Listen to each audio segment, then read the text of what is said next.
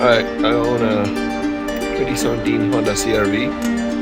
It's 2021. It's literally been 4 years. And this one just popped out. There are two ways to do it. One, to either pull the stick all the way to the back, bell position, and then try to slide it in. Better than one. I just need to make sure that there is no debris in there. But the second way to do it is to remove this whole thing off and then fix it, and then slide it back in and tighten a couple of screws. I'm going to try something. You guys see in there's a lot of debris on the old pieces, just to stuff in there. Let's see if I can just take it out as much as I can. Well, I tried to slide it in without the spring in there.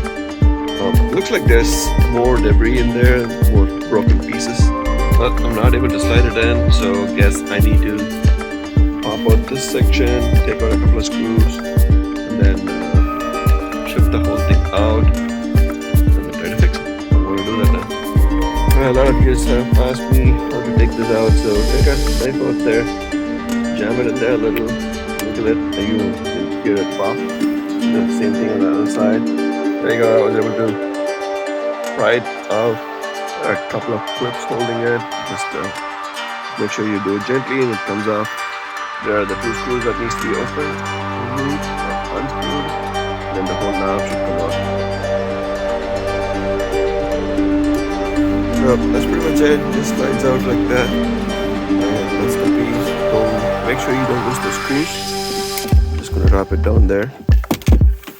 Alright, safe. Oh, another one. Make sure you don't lose this bushing here. That's also important to seat it and let it function properly. So now that we have it open, we have more easy access to see what's wrong with it. Pop it in and then put it back in. Okay. So I bought this from Amazon, $8 or $9. There seems to be a lot of it. Alright, so once you're done with that, just put your spring in there. There's a small loop there, or pipe where you can put the spring inside. Just drop the spring in there and just start sliding it. You're not gonna have to hold it, but you may be able to just wiggle it and slide it in. I was able to pop it in, and that's how it looks. I was hoping it'll go in a little inside, but let's see what happens.